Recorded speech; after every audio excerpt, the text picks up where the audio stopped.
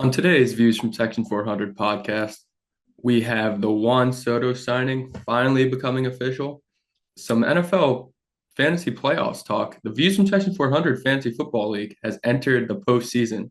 We're going to recap the regular season. We're going to get into some playoff matchups, see which team is going to get that piece of merch that they win for winning the championship at the end of the year. We have an NBA Cup. The Thunder advanced, and we may have been a year too early predicting them to win the finals last year. Talk about all that. As always, our winners and losers, our NFL confidence picks, and we'll finish the show with our Michael of the Week. Gonna be a packed show. Can't wait to get into it. Let's go. A16, turn me up.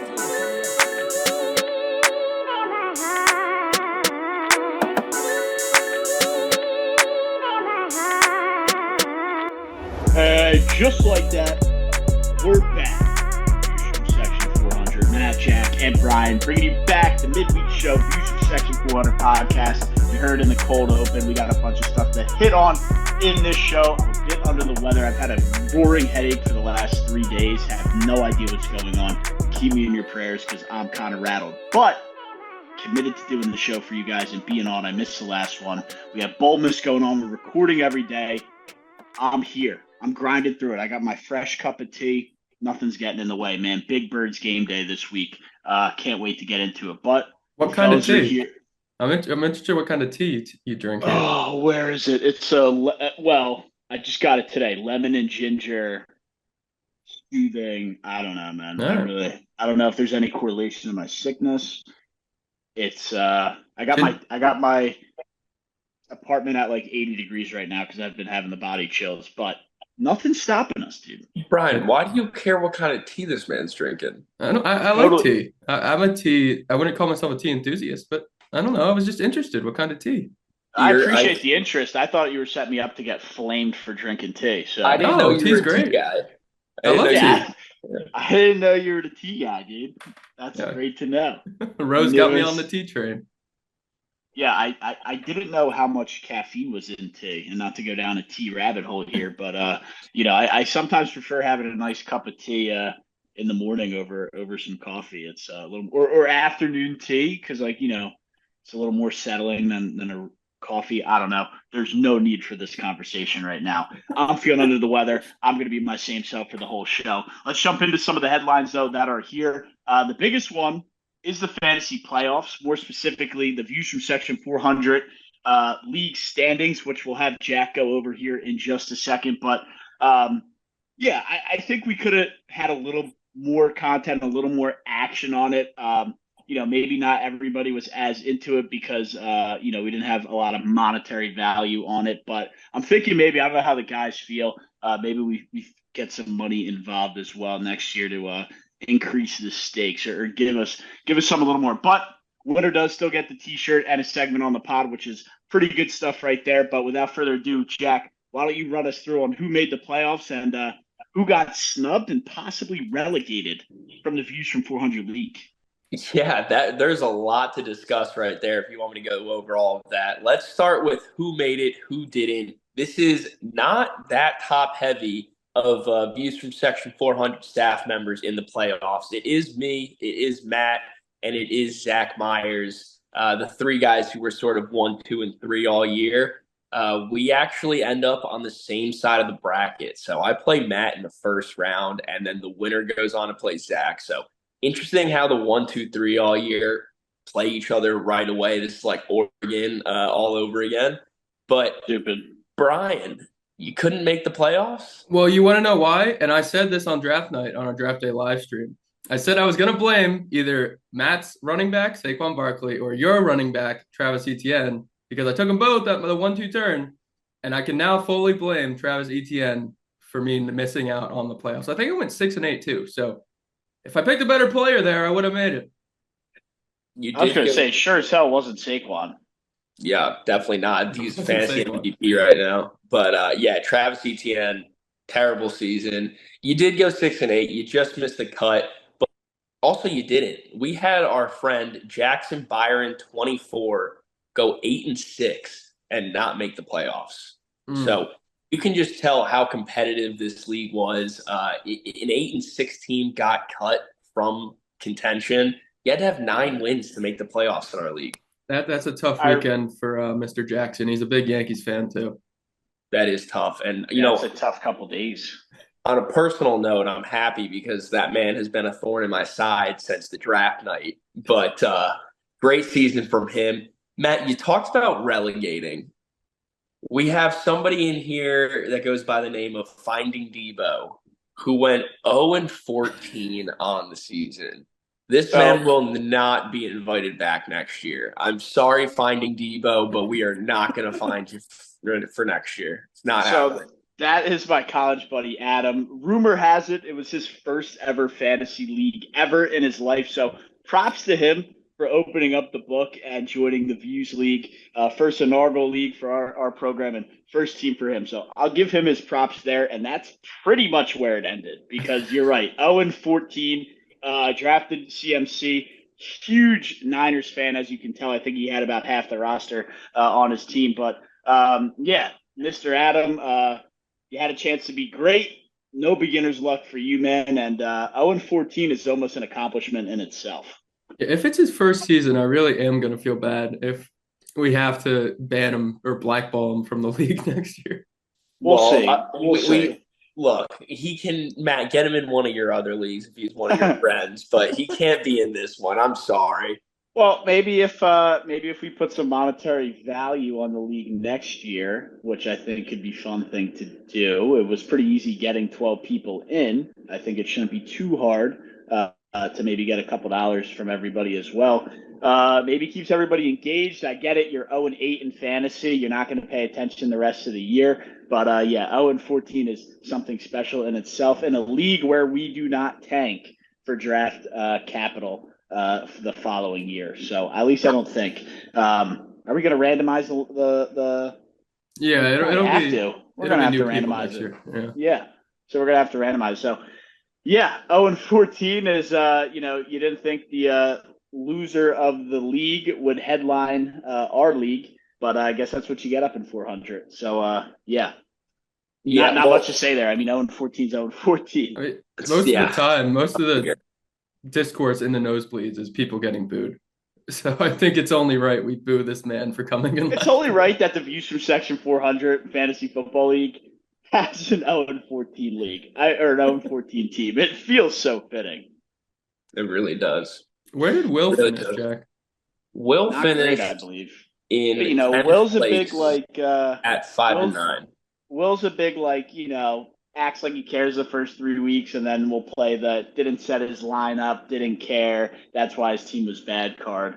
But yeah, Will missed out on the playoffs in the first season. You and Brian are losers of the league this year. Yeah, well, good thing we don't have a punishment. I guess it wouldn't be us; it'd be Mr. Finding Debo. But Jack, where does the rest of did you go over the whole playoff bracket? Yeah, absolutely. So Zach Myers and Beaver 757 earn their way to a first round bye. So the first round matchups are myself against Matt, and then on the other side it is BC4 against our writer Austin Lees. So there's a chance for a Lees versus Zach or a Lees versus me or Matt final. But either way, me, Matt, and Zach we're gonna have to battle it out to get to the final. So if Lees wins, does he play Myers in the second round? Whoever wins our matchup plays Myers in the second round. If Lees wins, he plays Beaver 757 in the second round. So essentially, if Myers is there at the bye, you and I play each other. We have a guaranteed Section 400 member in the final. We do. Yeah, we do. 4 of the 6 playoff teams are Section 400 members. Look, it's only Ben and Chris Beaver, 2 very big supporters of the brand. So I'm happy how this worked out. I'm happy how it worked out, and I'm happy we didn't look like complete jackasses in our own league, other than you and Will, Brian. Yeah, I mean, 6-8, you can't really frown upon. It's respectable. It's respectable, I guess. It's average. But, 6-8, 5-9. They're not. What do they say? Being close only counts in what? Horseshoes and hand grenades? Yep. So that's not what we're playing here, Brian. And STDs. Well, But yeah, so that's the only thing I have to say on the league oh, real that's an quick easy E. is well, yeah, I guess. But the only thing I have to say to wrap up the league talk is I got snubbed, dude. I was the 1 seed all year until like the final 3 weeks when I may or may not have forgot to set the lineup 1 week. But other than that, my team can put like I lost Stefan Diggs, who was a big loss. Couple other losses I forget off the top of my head, but I just like injury depleted. I was starting in Turpin on the Cowboys for like my final 3 weeks of the season. And Brian, don't sit there and say he's a nice player. He is not a fantasy starting guy. So I was here he goes. Here he Did you start goes. him the week he had that kickoff return? That was a pretty good fantasy week for him. I don't remember, but it would have been really I would have been the loser of the league if I was the 1 seed all year and it came down to the final week of if I lost, I think I would have missed the playoffs, and that other guy who was 8-6 would have made it. So that was the other thing I wanted to say is going into this final regular season week, there was a chance for me, you, Zach, people who had been in first place all year to not even make the playoffs. Nobody had Crazy. clinched entering the last week. It's absolutely nuts. Competitive league, and hopefully it can get a little more competitive next year. We put a little money into it, maybe a little bit better competition. We'll see. It's a year away, or less than a year, I guess, at this point. Yeah. But maybe a quick prediction. I mean, nah, that's stupid because we're all going to say each other. But we'll ask Brian, the non-playoff team, who's your take on who's winning it all, and then let's jump on to some other quick football stories. I'm taking Mr. Ben Cornforth. He needed a last second miracle to get in. Those 6 seeds are dangerous in the playoffs, and especially in Dangerous. fantasy.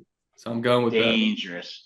I know far too well. But there you have it, at least on the Section 400 Football League. Jack, did you have any last bit notes that you wanted to add before we hop into probably a ridiculous Brian take here in a couple seconds? Brian, let's go, buddy. Okay, well, if you're looking at the whiteboard behind me and if you're watching on YouTube, you see it says 3% is better than 0%. 3% is the chance the Cincinnati Bengals have at making the playoffs, according to ESPN's playoff predictor, after winning on Monday Night Football against the Cowboys. I'm not saying they're going to make the playoffs, but I'm saying there's a chance that my Cincinnati Bengals Super Bowl future is alive. In a world of just talking to talk, sure. 3% is higher than zero. 2 is bigger than 1, whatever you want to call it. But the damn quarterback of the Cincinnati Bengals, Joe Burrow, even said that win against the Cowboys is probably for nothing. You have more faith than the freaking quarterback does at their chances of he's making the dealing with playoffs. stuff. He just got his house broken into. He has bigger things to worry about right now. But all I'm saying is they get the Titans this week. I believe if the Colts beat the Broncos, you're in that final 3 week stretch and they're alive. Sure. I think alive is a stretch. A small chance is where I would put them, and even that is being generous. A minuscule chance. I mean, look, it's a 3% chance for a reason. It's closest to zero. It's as close to zero as you can possibly freaking get when it comes to odds to win something. So, well, you can be at 1%. Thanks for getting all technical on me, Brian. It's not technical. I knew what you meant, Jack. I knew what you meant. Like we're talking a difference of 2% here, Brian. But look, you know as well as I do. I don't care if they go win out the regular season. You know damn well that defense is not good enough. Well, first of all, you know damn well the defense is not good enough to go win out the regular season. But they're not going to go win any playoff games. Brian, I don't know why you still have this hope. Move on. Because of Joe Burrow. If the Bengals defense was just regular, he'd be the MVP right now. And I don't know, if he could score 7 touchdowns a game, then they're going to win the Super Bowl. Now, he probably won't score 7 touchdowns a game, but he could.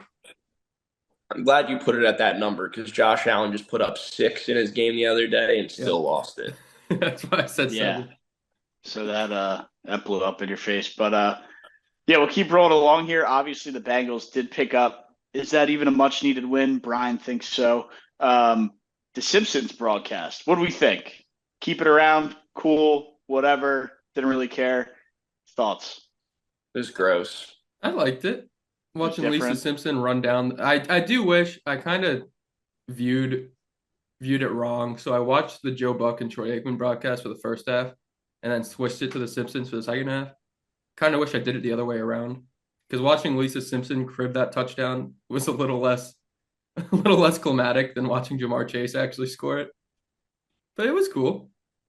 Yeah, it's how many broadcasts are we gonna have? We have the main broadcast. We have you can watch on ABC or ESPN. We have the Manning cast. We have the Simpsons. Like I can go to five different channels and watch the same game. I think that's like pretty crazy. They had Honestly, and all they have to do is just fire Joe Buck, and then they can keep one broadcast. Everybody will watch it. It's just the fact that they keep Joe Buck around. Nobody wants to watch the broadcast.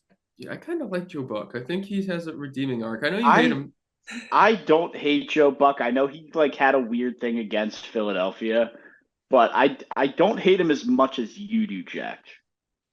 I can't say I'm a huge fan. I I'm a prefer huge hater. I kind of like I don't hate the new Fox guys for the World Series, but Joe Buck on the World Series I thought was pretty electric. Yeah, I thought Joe Buck was better than Joe Davis is. Yeah, for the World Series like specifically. Yeah, but no, I think they had the Manning cast at one point show up to Springfield and it had Simpsons and they had the Manning cast in the Simpsons broadcast, which was just ridiculous too. And they were also self-aware, like they had Stephen A as a Simpson come up at the end of the game and basically say, "Why did you just subject yourself to watching a 3-hour football game as Simpsons characters?" So they were self-aware with it. They were self-aware, I guess, but overall, stay or go. I'll say you can stay. Brian, stay or go on the Simpsons, and then Jack, give us your take. I would like to see it in like a week, maybe in a week 1 or 2, whenever they do, which we do have a Monday night doubleheader this week, but like those early Monday night doubleheaders, just have one of them be Simpsons and one of them be normal. Like just Jack. straight, you can't watch a normal version. Well, you could, but like they have the ESPN, and then on ESPN2 they have the Simpsons, and then you could Yeah. go to wherever to watch the normal broadcast. No, look, I didn't give too much thought to the Simpsons broadcast. I think I tried watching like that thing like a Nickelodeon one time, like the Slime Cast or something. Wasn't a fan. I won't be a fan. Just give me football. How Yeah. was the Bears Saints playoff game? It was the Nickelodeon Slime Fest one? Yeah, with Mr. Biscuits. Yeah, he won. He Yeah, won the NIP, NOP, yeah, yeah. Whatever that was. MVP. Official take. It's whatever. I think that's probably what most people think is it's whatever. It didn't move the needle for him. We want to see the players. We don't want to like. Sure, it's cool to maybe watch a drive of this animated NFL football game, but we watch to see these superhuman athletes do what we can't do, and that's play football at the highest level. So that's my take on it. One more thing before we jump on to the winter meetings in baseball. Right before the show, we have the official announcement of Bill Belichick to UNC. Jack, I want your initial thoughts as you were heavily advocating for him to be down in Duval County as the Jaguars head coach. That will not be happening. Yeah. I mean, it sucks for the Jaguars, but it's great for UNC, bro. I mean, Is it's it? kind of crazy. They got the legend Michael Jordan that played there. Now they got the legend Bill Belichick that's going to coach there. I mean, I feel like he's going to legitimize their football program and bring a powerhouse to the ACC. I think pre NIL, he would turn UNC into a powerhouse. But money talks, bullshit walks. I don't know that Bill Belichick being there is going to pry these guys over there when other teams could still be offering more money to these players. Yeah, I think you're going to see a huge sort of shift in like dynamics over like the next year, two, maybe three, four. But like, there's going to be players who will go to a school simply because they're offering them the most amount of money, and then they're not going to do shit with their career. And then there's going to be kids who don't care as much about the money right now because they actually care about football, or maybe it's the bag in the NFL, and they're going to go play for coaches like Dion or Bill Belichick, who are actually going to coach them up to become NFL superstars. I think it's just a disaster waiting in the wings. I What's a can't disaster? All the money or Belichick? I can't imagine Bill Belichick like going on the recruiting trail and being able to recruit 18-year-olds. He might not have to. His name will speak for him. He can send a representative. He could send his son, who I believe is on the coaching staff. Everybody knows who Bill Belichick is. What the hell does he have to go say? You know who Bill Belichick is. I He don't doesn't see have it. to Like, sell himself. dude, people hate it. Like professionals got sick of him playing for the Patriots, and kids are, I don't know. In the era of the transfer portal, it just who knows? Maybe I'm completely wrong, but it just doesn't seem like just ride off into the sunset and go hang out with your 24-year-old girlfriend. Why are you coaching college football? Some people just need the attention, man.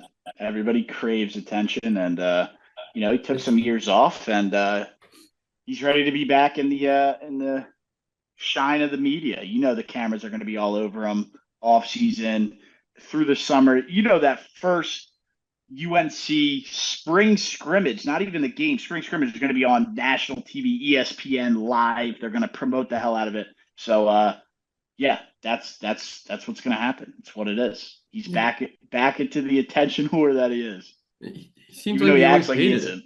Yeah. Well, that's the ironic part about it. He's I kind of just opened up a bit to the media. But Definitely. yeah, we'll obviously see.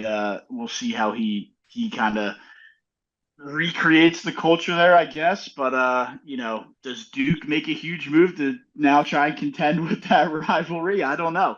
But we'll see what happens. But big story pertaining to right now. Not that the other stories aren't, but the winter meetings over in Brian. You can probably correct me on this. Arizona, is that where they're taking place? I believe so. To be honest with you, I'm not sure.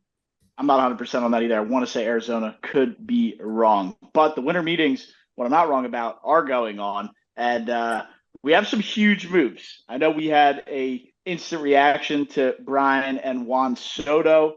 Yeah, Brian, it's obviously a huge move. It's the number one guy on the market, a monster overpay. But when your owner's worth, what, 40 billion, I guess it doesn't matter, right? Like, It's all it matters relative. if right. It's If there's a salary cap, then I think you can kind of use the overpay as like a, oh wow, they killed themselves. But like if you have stupid money like Steve Cohen clearly has, who cares?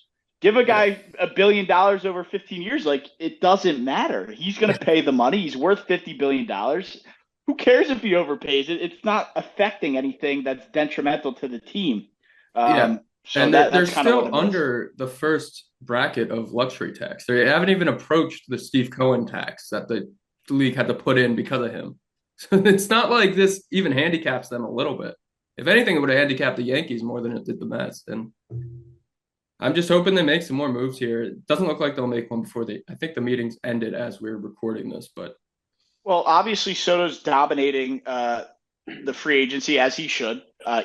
Crazy, crazy guy, the craziest contract we've ever seen. But another move from the Bronx that kind of got overshadowed, I guess you can call it, because of Soto is Clay Holmes. And to what I remember, he was a reliever who is now slotted in line to be the Mets' second starter. How's that going to work out in yeah, well, Queens? he came up as a starter and he has I know he did, enough but pitches to be a starter. this guy could be a 3-4 inning starter, Brian. I wouldn't be so He's gonna high hopes on he him. has the ability to go deep into games, and the Mets pitching lab has shown that they can turn any pitcher into a good starter. He's not going to be the opening day second starter. That's a move I could see blowing up. We always forget one thing with New York sports, and they rhyme. It's the Mets and the Jets. This The is a Jet will different always jet, and the we Mets will always Met. I don't care it's if we've been different over now. it. The It Steve stays Cohen the Mets are same. different. Steve Cohen came in first year, won 150 whatever fucking games, and got bounced out of a wild card round in the first year. So the Yeah, Mets it's will always Met, successful and the relative to the Jets will Mets. always That's Jet. successful. Nope. That's how I'm sticking to it. And I will And that will you and a core million other live people are inside going to me. stick to that, and you're going to be wrong in 5 years when the Mets are consistently the best team in the NL.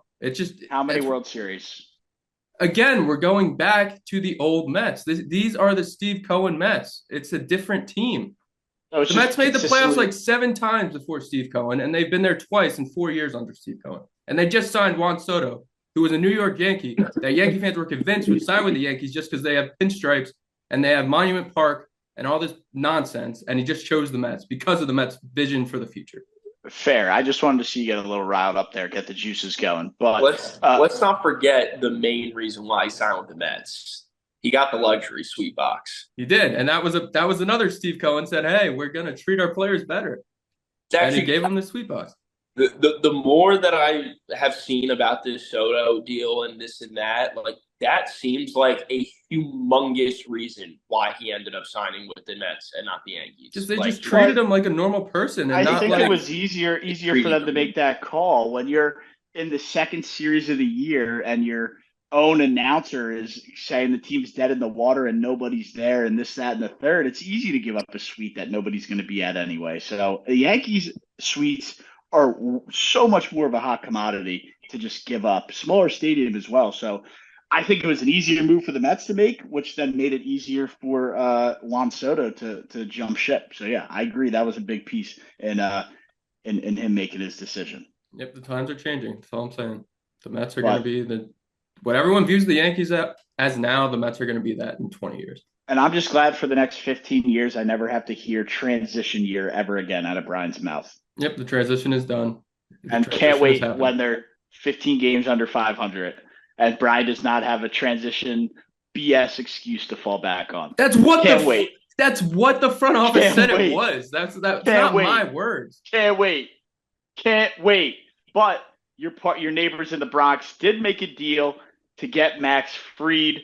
I think they maybe were in on Garrett Crochet, but not heavily, who went to another AL East rival, the Boston Red Sox, who gave up some prospects. Didn't really seem like the highest prospect they gave up was like their number 4 catcher or something like that. So yeah, didn't seem like a lot to give up. I also think Crochet got a little overhyped. Do you agree or disagree with me with that, Brian? I think I think he was overhyped just because he was the best pitcher. Not the best pitcher, but one of the best pitchers on the market. But right. He's probably, I don't know if he's a bona fide ace. He's a very good frontline starter. Right, but people played him out like, this is a guy, this was his first year really going deep into games. And if you remember, they shut him down in July and would only let him pitch 2 innings at a time the rest of the season. So I don't know what that's going to do coming into next year, but this is a guy who had Tommy John surgery, sat out for 13, 14 months or whatever it was, maybe longer, and now has to come in and is probably going to get used as a workhorse in Boston. They're going to pay him to be one. That could wear on the guy, injury history and not huge experience. I just think Garrett Crochet, at least as a Phillies fan, everybody was vouching, oh my gosh, you got to go get Crochet. I was kind of happy, and maybe I'm wrong, but I was happy they didn't go, blow up the farm system for a guy who I wouldn't say is a proven ace front of the line guy yet. Maybe I'm wrong. Yeah, it seems like you're going to need that farm system if they're going to blow up the core of this team, like the rumors have said. Look, Rob Thompson was on the MLB Network, or I think it was MLB Network, talking to all the guys on the cast, and he addressed the Alec Boehm rumors head on and said, we are not shopping him. Now, what he did say was teams are inquiring, and they have to listen to offers. That doesn't mean they're pouncing on offers. That doesn't mean they're shopping him and actively looking to trade him. That could be, hey, we offer you this. Yeah, go F yourself. That's what that means when you're listening to offers. So I wouldn't get too hung up. I really don't think they're going to get rid of Alec Boehm. I think that's a stupid move to do. But if they do something stupid like Philadelphia teams are known to do, Alex Bregman is number 1 priority, and you have to get him. And I think if Bregman gets signed before Alec Boehm, and Boehm's still on Philly, that's done deal. Boehm's here to stay. I wouldn't hate Alec Boehm staying in Philadelphia. Why? You think he's not a good player? He's not as good as the third baseman in Queens. Which is who? Mark Vientos? Mm-hmm. All right, man. That's called a beginner's luck rookie year. Let's see how he does in the sophomore year. That's all I'll say for that. that was his real rookie year. What did he do? He did not play a full season his rookie year. He played like a month. No, he had like 400 at bats. Eh, I would like to look at the stats on that. I can pull It's him up not if you want me to. 400 at bats. If it was 400 bats, I'm mistaken. But there was no way that guy had 400 at bats in his rookie year. Last year was his true rookie year. He wasn't eligible to win Rookie of the Year last year. How many at bats? I need to know now. It was 233. Okay, so nowhere near 400. Yeah, well, he played in That 65 is a games. very small sample. Yes, that's less than half the season. It's enough to not be eligible for Rookie of the Year. Fair enough. I know we got to get to the NBA Cup, and we'll let our NBA insider Brian handle that. But the last thing I had, at least on this, is another big Japanese guy on the boards, Roki Sasaki. I believe that's how you say his name. Is set to begin meeting with these MLB teams and get signed to a contract. 23-year-old pitcher. Do we all maybe want to take a guess and see where he lands, and then see maybe how far off we are when he signs, or did he just sign as we're recording this? No, he's going to sign with the Mets. Yeah.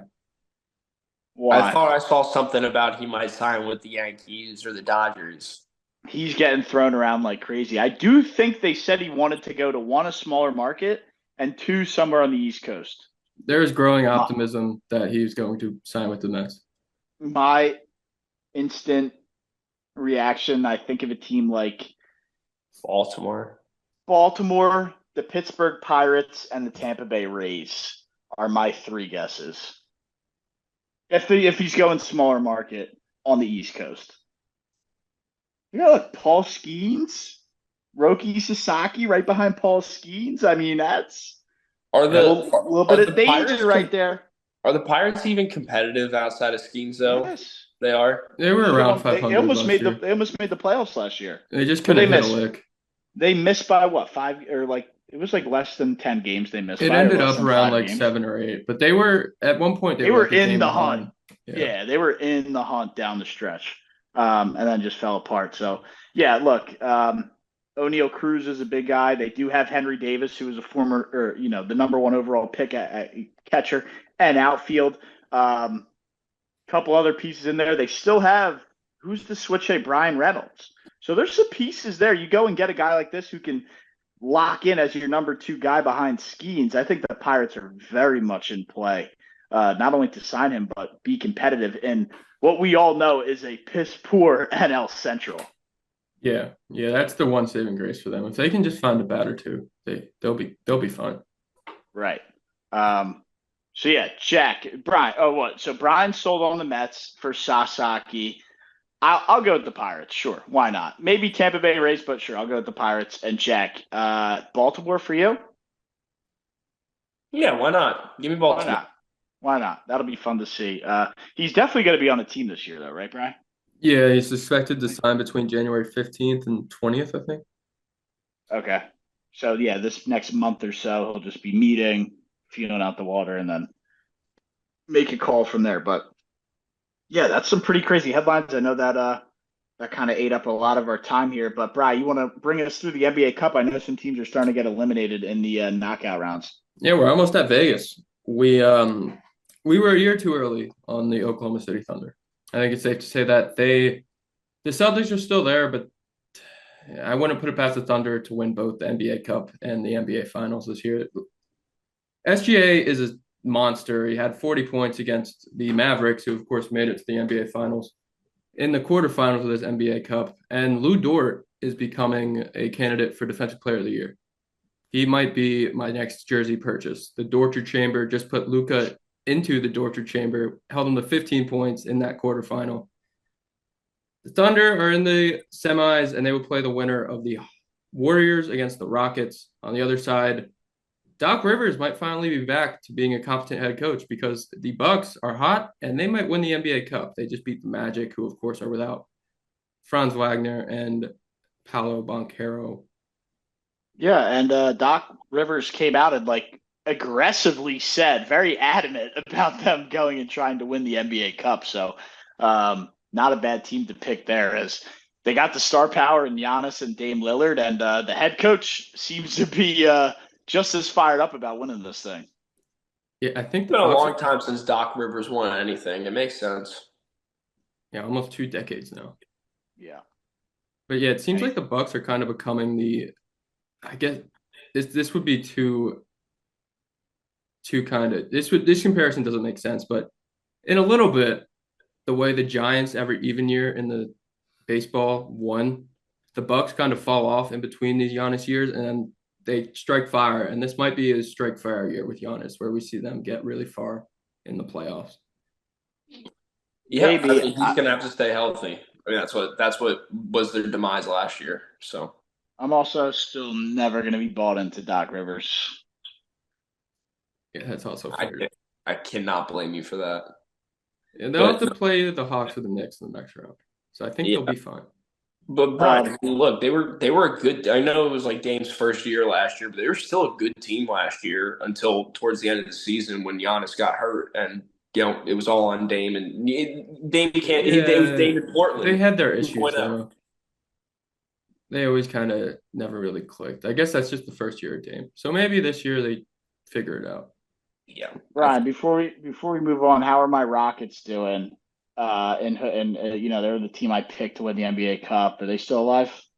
They are hosting the Warriors in the quarters tonight as we're recording this. So and when it comes out tomorrow, we'll know. It's win in advance, right? No, you win and you advance to Vegas, and I don't know how healthy Jalen Green will be if he touches down in Las Vegas. He might be enjoying a little bit too much of a Club Onyx down there. Yeah. Maybe they'll get there, and that'll be as far as they go. But yeah, I mean, that's the NBA Cup in a nutshell. Do you have anything else, or Jack, last minute pointers on the Cup matchups before we jump on here to winners and losers? Go Knicks. Nothing from you, Bri. It's a stupid tournament. It's a stupid league. Yeah, I agree. We can agree to end it on that. But it is time now to transition into our winners and losers of the week. We'll see what the boys have here in just a sec after a quick word from SeatGeek. The weather may be getting cold late in the year, but the sports action is heating up. With the final stretch of the football season upon us and basketball season now here, the only place to go for the best tickets for each game is SeatGeek. SeatGeek is the official sponsor of the Views from Section 400 podcast, and whether you're looking to sit courtside of the Sixers game, find a last-minute deal up in Section 400 for the Iron Bowl, or looking to just cheer on your alma mater in a preseason basketball tournament, SeatGeek's one-of-a-kind system helps you find the best deal for the best seats in the house. Use code VIEWSFROM400 at checkout for $20 off your first purchase. Again, that's code VIEWSFROM400 at checkout for $20 off your first purchase. SeatGeek, your best night ever is waiting. Who doggy? Thanks, SeatGeek there. It is the winners and losers of the week, where we go around the horn on the winners and around the horn on the losers. Jack, you look like you're ready for some winners. Get us off. Kick it off in the right direction, man. Who's your winner of the week? Yeah, so actually it was going to be UNC and their program for getting Bill. But since we already covered that, I'm just going to make it all of the college football programs out there that aren't in the SEC, that don't have to play SEC. Oh, my God. They're going to be my winner. You're never going to get over this. No, this is the last time. I'm just going to say that. They're going to be my winner. Have a laugh. And, if you don't play an SEC schedule, you're a winner. I'll give this to you only because the schedule does come out for next year tonight as we're recording this. Yes, it does. I'm actively looking at that. While we're doing this, I'm updating the schedules. Do we have Auburn's opponents yet? They released the first 5. We've got Baylor, Ball State, South Alabama, Oklahoma, Texas A&M. Okay. Baylor's an interesting one. That sounds like L win LL 2-3 to start the year. That's a 5-0 start, man. I don't know what you're talking about. You know that's we can't happen. Make any predictions. We're based enough to know that that's not happening. It could, depending on who they get in the portal. It's all going to depend on who's playing quarterback for Auburn next year. We don't have to deal with Peyton Thorne anymore. That is the Is it fact. still undecided? Like, could maybe be somebody out of the portal, or is it going to be a raw freshman? Oh, it's either going to be five-star freshman this year, Deuce Knight, four-star Walker White, who I've talked about on this show multiple times, You have. and then the rest of the quarterbacks either graduated or entered the portal. So we'll see what happens there. We shall see. Yeah, I won't make any outrageous Auburn takes until we know exactly what that lineup and roster looks like. But Brian, why don't you hit us up with a winner of the week here, as I think I know what's coming next. Yeah, the good old ESPN ticker ruined my winner of the week for you at least. I don't know if Jack was listening when that breaking news came up, but I called the NBA Cup a BS tournament because of my winner of the week. The NCAA tournament might be expanding from 72 teams to 76 teams. NCAA tournament president Charlie Baker is bullish on the prospect of expanding from 72 to 76 because of productive conversations with TV partners and committee members. And the decision could come as soon as the 2026 tournament. Okay, so that's wow, what a crazy year that'll be. That's because that'll be the NCAA tournament, and then like a month later is the World Cup in America. So we get back to back pretty crazy tournaments potentially. Um, but yeah, I mean, what does that look like? Does that just give us an extra play-in weekend or play-in round, or does a 5 versus 5 seed play to get in, a 6 versus 6 seed? There's no way they do a 1 seed, but where do we see this kind of leaning if I guess we had to make a prediction? Yeah, I guess the idea would be an extra round of first four games. Play-ins. Yeah. Makes sense. Yeah, That's what it would have to be. You wouldn't make any of the other teams that are higher ranked, a top 12 seed play a playing game. Well, they Yeah. already do with the 11s, right? They started to change it too. It used to always be the 11s. Now they sometimes do 10, they sometimes do 12. Yeah, so how high could we see this thing go? You got to I stop mean, it that would be at double crazy. If digits. you're like a 7 seed, you're like, dude, what the hell more do I have to do? I just had a great year of a 7 seed, and now I have to play an extra game just to get in. I think that'd Yeah. be, some outrage would happen there. I mean, yeah. I mean, I think a 7 seed is technically like But no, we're the never mind. fans. We want the chaos. I take Uh, that back because a 7 seed is like a top half seed. I don't think they'd have to stop it at 10. Yeah. There would be I don't think you can have single-digit seeds doing playing games. Yeah, and I know why they're doing this too. It's to get like the Mississippi States of the world and like the Syracuses of the world that are on the bubble in. But there's no chance they do this. But I would love to see them reserve four at-large spots for these mid-major schools. So you don't see these Indiana States and even like JMU get snubbed anymore. Just have four spots reserved for mid-major first four games. But that won't happen because it's all about the money. Yeah, it won't happen all about the money, but hey, even if they can maybe just reserve one of those extra four, two would be I would take as well, but just, maybe they'll reserve it for one. But you're right, it is about the money and the Power Five schools or the Power whatever they have now for conferences. They'll just call them the Power conferences, is what's going to draw the money. But yeah, that's some good stuff right there. I'm definitely excited to see, if we can get an expansion because who the hell doesn't love March Madness? The more games, the better, right? Yep. none of that. But I will hit my winner of the week here, and a little bit biased, I guess, but it's going to be NFL Films. And you're probably like, why?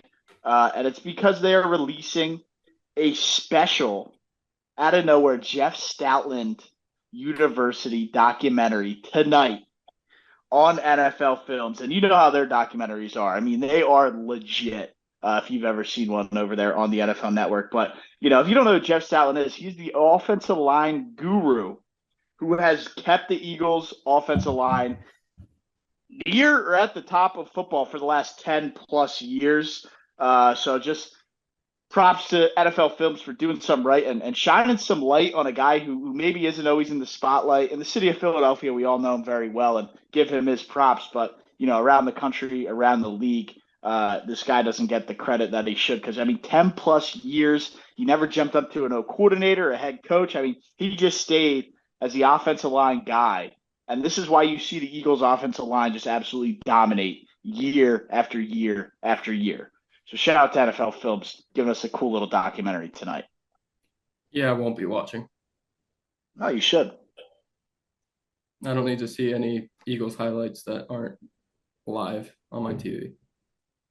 Jack, you gonna take a peek at that? I won't. Why not?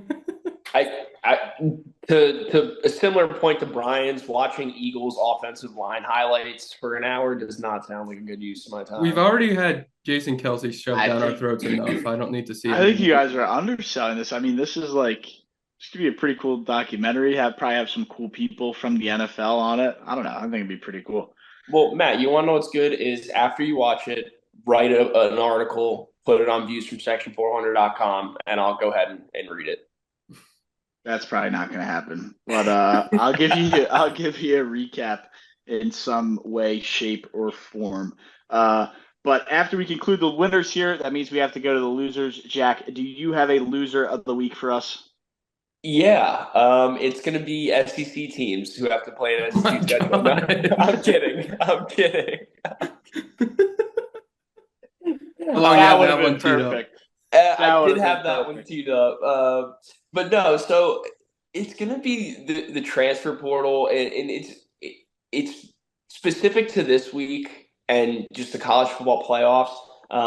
Kenny Dillingham, the Arizona State head coach, was saying that, he doesn't blame his players. If they want to enter the transfer portal, by all means, go for it. They can still play for him in the upcoming, playoff game that they have. Who do they get? They have a bye. They get the winner of Clemson and Texas. Clemson, Texas, right. So I don't expect them to win that game either way. But he's saying that, if you want, that's a win in itself. You can transfer, still come play. We're doing this thing. But just the fact that the transfer portal is actually eaten into these guys and eaten into the playoff is an issue. I mean, I don't think that any player who has an opportunity to play in the playoff is going to sit out just because they're transferring to another school. But I think that there's clearly a possibility that if this head coach has to say that people are thinking about it, and even the thoughts creeping in before a big game like that, I hate it. I really hate it. It's weird. I do agree. It doesn't make much sense to me to have that mindset, but also we've never been in that position to have that mindset, so I don't know. Definitely new. Brian, you got a loser of the week for us there? Yeah, it's staying with college football. And after we had this whole discussion about flag planting and respecting the game, apparently an Ohio State representative, Mr. Josh Williams, introduced a bill on Tuesday that would make planting a flag at Ohio Stadium a felony. The Ohio Sportsmanship Act says no person shall plant a flagpole with a flag attached to it in the center of the football field at Ohio Stadium of the Ohio State University on the day of a college football competition, whether before, during, or after competition. Whoever violates this section is guilty of a felony in the 5th degree and can serve 6 to 12 months in prison, up to a $2,500 fine, and up to 6 years probation. Before we digest that, I don't know if we'll ever have that ever in Views history again, where I say Brian's winner and then he goes and steals my mic of the week. He stole that was my mic of the week. I mean, that is incredible right there. Damn, I don't know if that's that just was my mic of the week too. A lack of I felt like that was more of a mic of the week than loser of the week. I did have it in my loser, then I was like, it's more of a mic of the week. Definitely more of a mic of the week. And then Brian bumps it up to just absolutely snub us all. So if you were looking forward to the Mike of the Week segment this week, probably not the week to do so, as it could be pretty bland. But to that specific story, I do agree. Like, what a ridiculous rule. Tell me you're butthurt and salty without telling me you're butthurt and salty. I mean, man up, grow up, beat the team if you don't want them planting the flag. A felony? A felony? Come on, how serve prison time. It's ridiculous. It's outrageous. And look, it's a proposed bill that'll never pass. I mean, that's ridiculous. Well, it depends how many more times Michigan beats Ohio State. No, and look, like if they actually sign this through, because let's be real. There's a chance that they actually sign this through, and if it does become a real thing, in the event a player actually does that, I can tell you right now he's not actually going to serve jail time, but that university will have to pay a very massive fine. Yeah, and that Definitely massive some fine will kind of go to fun. the government of Ohio, which will then use it for an NIL budget to not lose guys like Naeem Offord. There you go. If that's the angle they want, to take, then sure, that's what they got. But yeah, interesting stuff there, and I'm still can't believe that you stole our mics of the week there. That was crazy. I guess you kind of saved us from disaster from Jack and I both having the same one when we got to it. But yeah, it's obviously a relevant headline as that is just a totally ridiculous legislation to present and seriously take into action. Like ridiculous, and that's all I'll say there. My loser of the week, and Yankee fans will hate it. I think Brian will appreciate it, and it's going to be their fan base. I mean, the crying, the just whining, the sore loser. I mean, Juan Soto going to the Mets. I've never seen a fan base crumble so hard and just like absolutely show their true colors. I mean, this is a guy who in the World Series was the best player in baseball to them, was this almighty God who can't do no wrong. He goes to the Mets, and now he's a 36-year-old washed up DH who sucks at baseball. I mean, a fan base turning on it. I get it. It's the same city, so that must sting a little bit more. But go on X and look up Yankees fan base crying, and there is just a plethora of evidence of them just like, all over the place of about just how emotionally distraught they are that, Steve Cohen bought this guy off of them. It really gave them the taste of their own medicine is what they've been doing for the last 100 years and buying guys to just come play on their team. So taste of their own medicine for Yankee fans. And yeah, fun to see their fan base kind of implode on social media. Yeah, they are in the 7 stages of grief.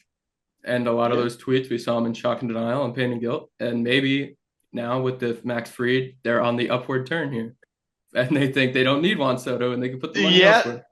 That's what they're saying. Hey, look, not getting Soto, that's fine. Go get this other guy and spend the money elsewhere, which I think to an extent, but again, it's baseball. There's no salary cap.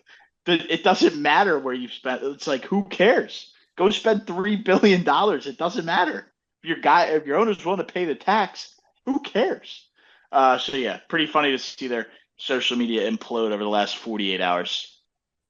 Yeah, I mean, you said it right, man. They're the ones who've been buying their team for the past however long, dude. I couldn't even since before I was born. But I can tell you, for every year that I've watched baseball, they've loaded it up with all star after all star, and it's great to see some of these all stars going to other teams. I was a little worried that it was going to be the Dodgers and only the Dodgers, and that was sort of the new thing. But shout out to Mets for getting Soto.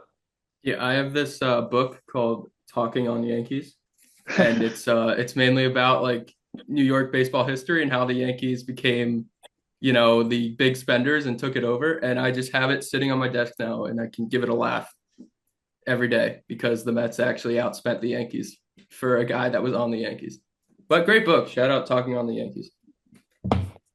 Yeah, that's some pretty crazy stuff right there. And yeah, like I said, just pretty nuts stuff. But as always, that is the winners and losers of the week.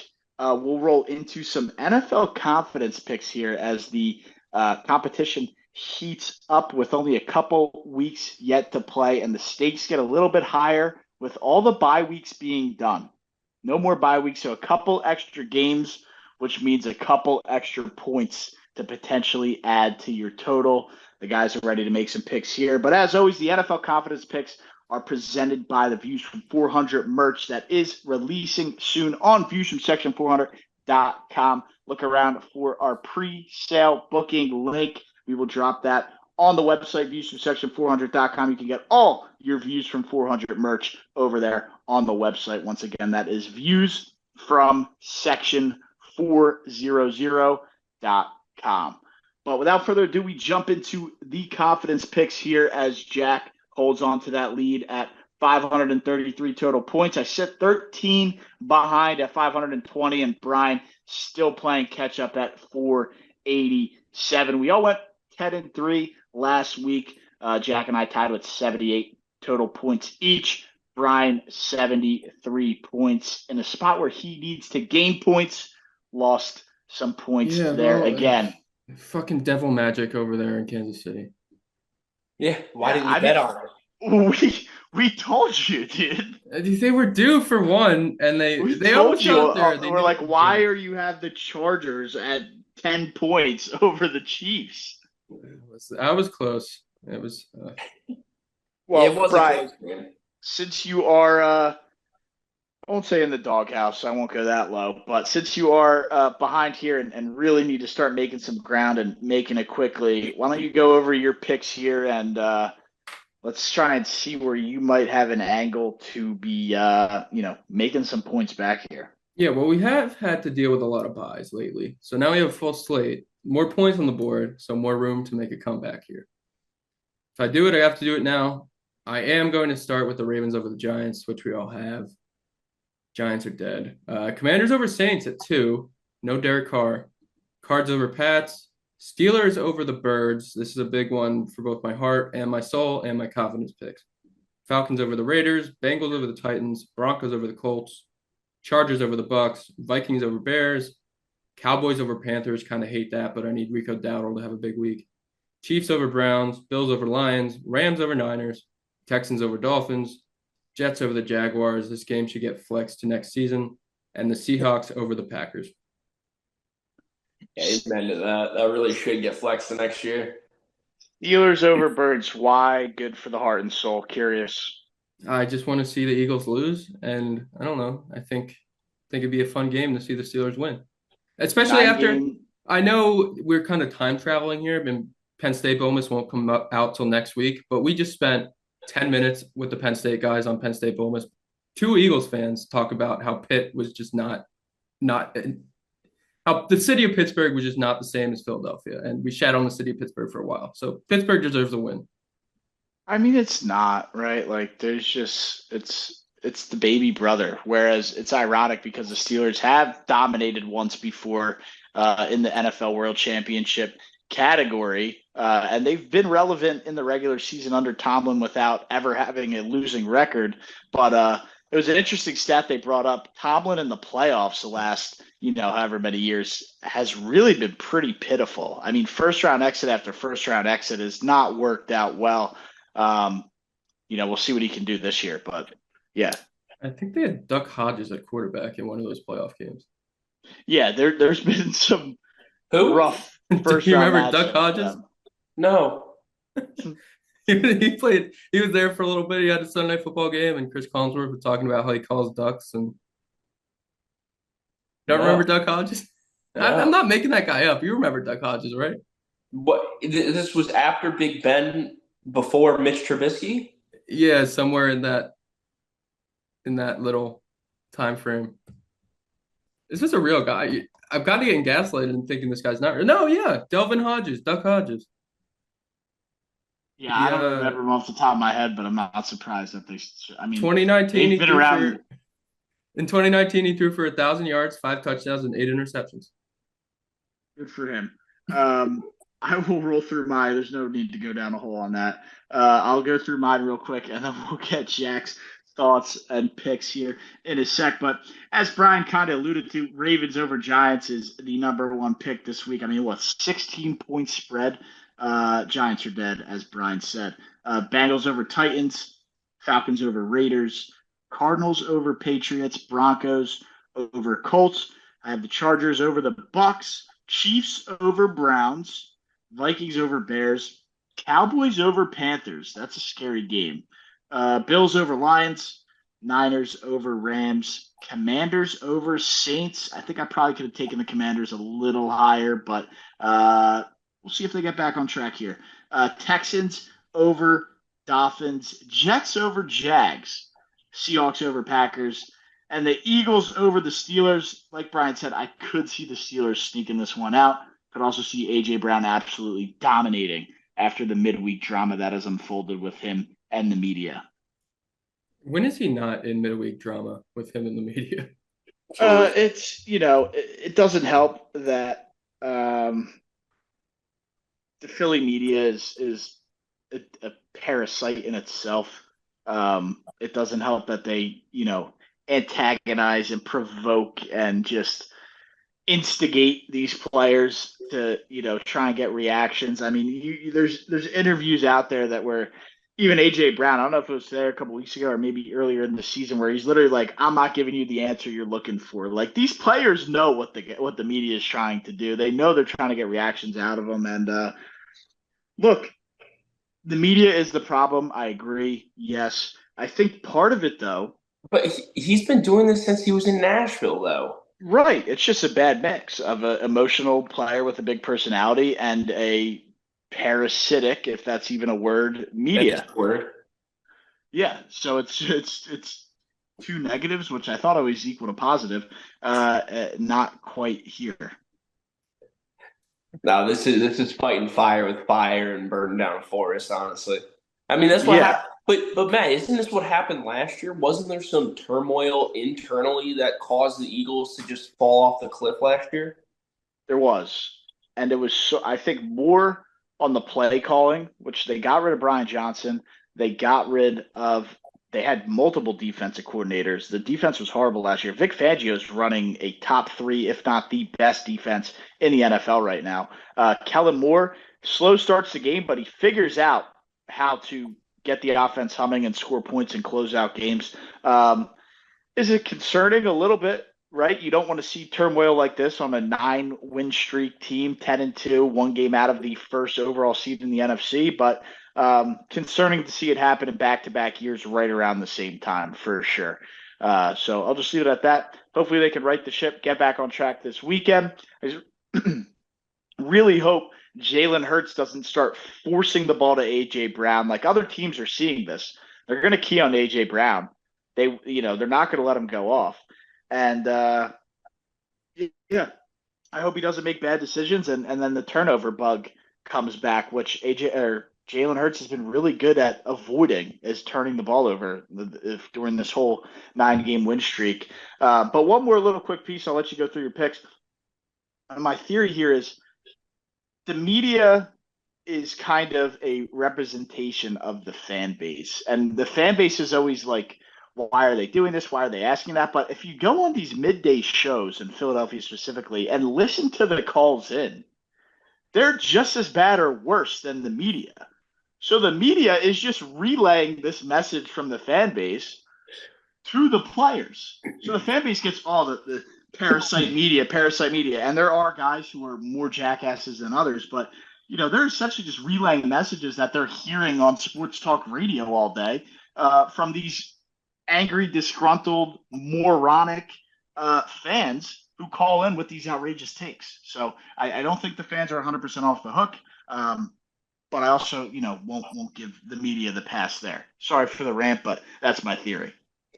Fair enough. Before I get into my picks, there's just one pick of yours that I want to call out. It's the Niners over the Rams. Me and Brian both have the Rams beating the Niners. You're normally the guy that's hating on the Niners. I want to know why you think they're beating the Rams this week.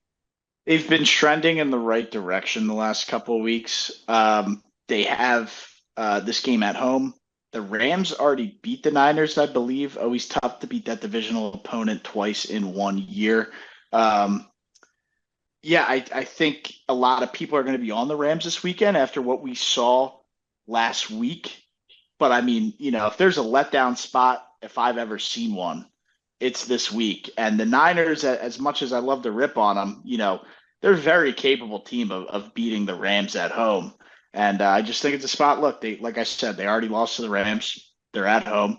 And the Rams are coming off probably the most euphoric winning high, beating a Buffalo Bills team in a 40-plus point shootout fashion.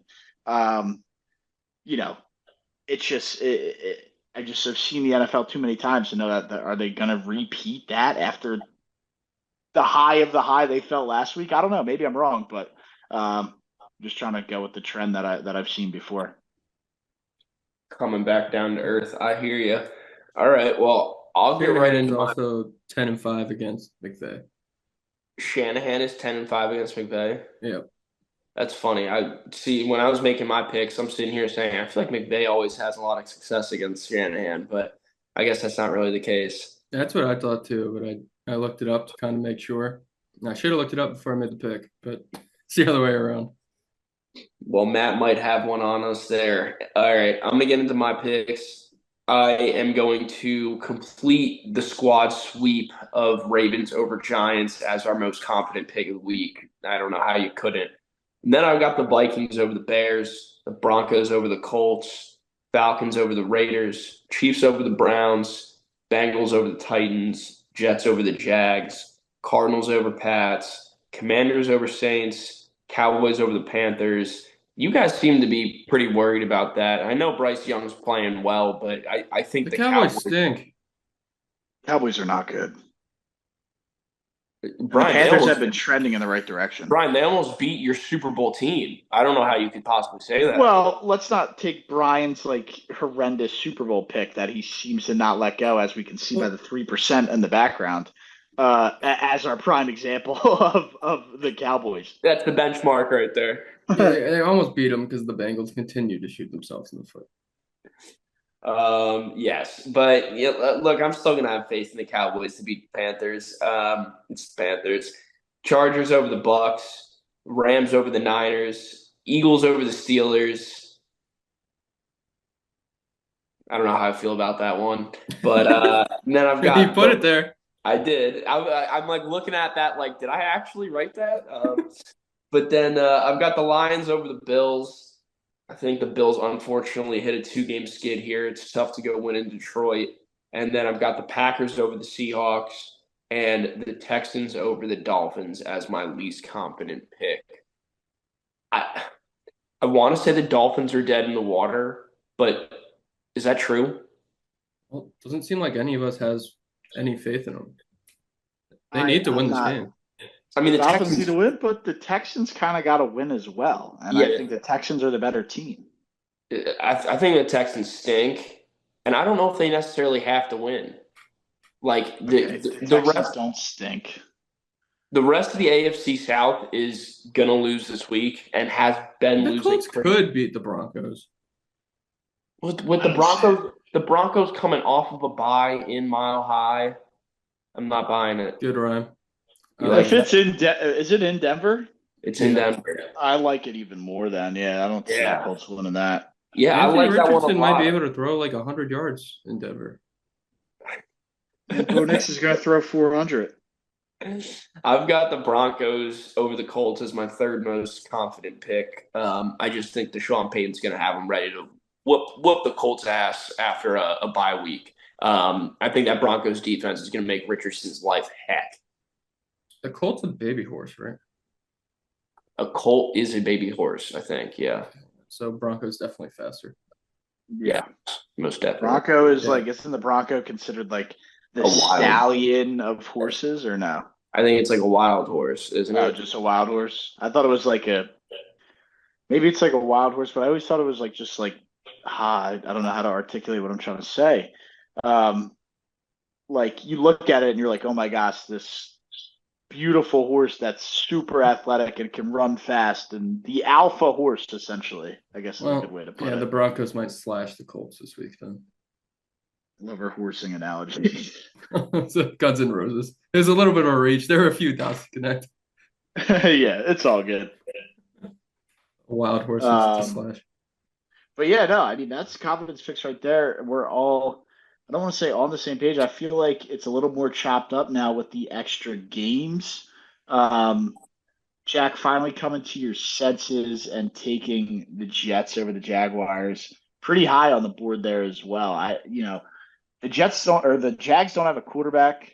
But Look, the Jets are the Jets. But look, I took the Jags to lose last week against the Titans, and the Jags pulled out the win. Look, the only reason that and I had it very high on my confidence board as well, and the only reason why I don't have the Jets beating the Jags even higher on my confidence board this week is because Aaron Rodgers came out in the media, said some dumb shit like, if I lose to the Jaguars, I might just retire because nobody loses to the Jaguars. Like that's the guy. Like, I don't know the exact quote, but it was a quote along those lines. And I mean, you just don't say shit like that. I mean, he's a 15-year NFL vet. He knows this by now. You say things like that, you give him locker room material, especially with the way that man's been getting hit this year. But you picked the Jets to beat the Jags. I know. This is the case for how the Jags actually show up and win this game. So then you should have picked the Jags to beat the Jets. I have confidence in the Jets to beat the Jags. But then why are we hearing this diatribe about how they're going to have locker room material? Brian, this is the route. I'm a Jaguars fan. Do you not want to hear this? Like, I want you to believe in your team. Yeah, Brian, because you really believe in the Giants. Yeah, Brian, because you believe in the Giants, and that's why you have them as your most confident loser. I'm hedging my happiness. Oh, sure. Right. Quit giving me a hard time. You ain't getting anybody with that, bud. Well, actually, no, I'm rooting for them to lose. As you should be, yeah. Yeah. Yeah, I mean, you guys have... Okay, so I'm supposed to root for my team to win, but you're allowed to root for your team to lose? Well, if you want to talk about the route for them to win, then I expect you to put them to win on your confidence picks. No. I'm telling you the route. I'm not telling you I believe in the route. So you don't believe in the route? Not enough to pick them in this. No. We got our pride on the line, Brian. Your pride as a Jaguars fan is on the line every week. My pride as a Jaguars fan shipped out to fucking Timbuktu after that first half against the Bills in week 4. Not when Joe Flacco threw for 400 yards. No. They won that game. We won that game. Yeah. I know, but that was almost an insane comeback by Joe. It would have been just like every other game we've lost this season starting week 1 when we gave up a comeback to the Dolphins. So, look, Brian, no confidence in the Jags this year. No pride in the Jags this year. Like Trevor, we're looking forward to next year. All right. Nice way to put it, and nice way to end the confidence picks there. As always, the NFL confidence picks here at Views from Section 400 are presented by the merch. Views from 400 merch coming soon. Are we jumping into some Mike of the Week here? I could give out mine. Brian, give out your Mike of the Week. Jack maybe has one. I don't have one. I'm just going to come out and say I usually have one. I don't. Brian stole it in his Loser of the Week. I don't have one for Mike of the Week. I'll facilitate the Mikes of the Week. I don't have one to give out. Brian, you seem roaring ready to go.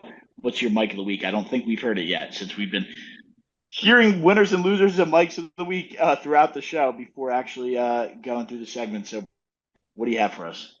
UConn is playing UNC in the Fenway Bowl in college football. 2 basketball schools are playing a football game in a baseball stadium. Yeah, tie in all the sports.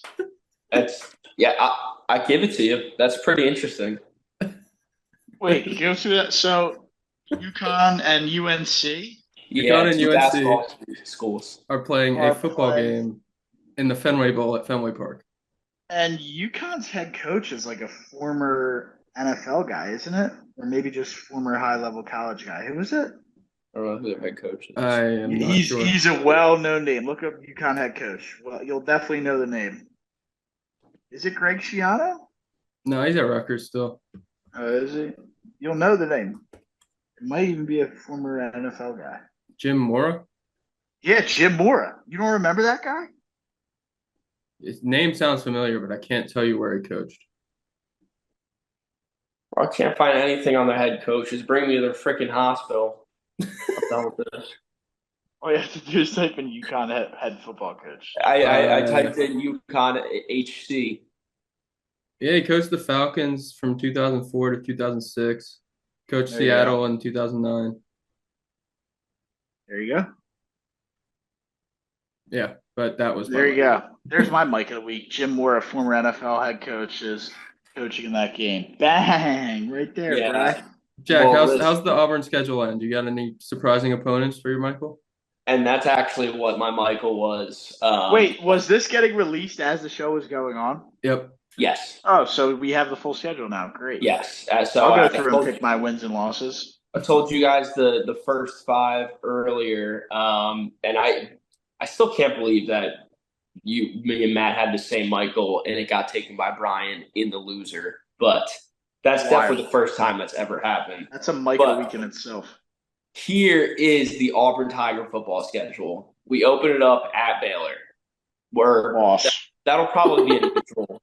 Won't that be in like Dallas? It might be a home and home. Okay. Well, we open up at Baylor. Then we have Ball State, South Alabama, Oklahoma, Texas A&M. And then it says open. So I don't know if that's that'll be a cupcake or a bye week. Yeah, cupcake or a bye week. Then we have Georgia. At home, correct? At home. We've got Mizzou at home. We're at Arkansas. Okay. At home versus Kentucky. Okay. At Vanderbilt. Okay. I'm liking the way this is shaping up. And then we got another open. Okay. Another open game there. And then we're home against Mercer. And then Bama. And then Bama. I really like that schedule, Jack. I was gonna say for me bitching all week, basically 2 weeks now about the SEC and playing an SEC schedule. We really only have A&M, Georgia, and Bama. How are they going to go 2 years in a row without playing Texas? That's a Michael in a week in itself. Yeah, I'm surprised we don't have Texas on there. I mean, dude, we welcomely open every tough opponent ever. It's great, but that's like that. This schedule is. I mean, you still have Georgia and Bama on it, but yeah, you have Georgia and Bama. You can't lose outside of those games, but that's going to be our schedule every year, Brian. Like yeah, for having those two at home, the rest of the games are not too difficult. No, outside of that, our two toughest games outside of that will be at Oklahoma and at A&M. Yeah, and that's not. They'll probably be underdogs, but it'll still be close spreads there.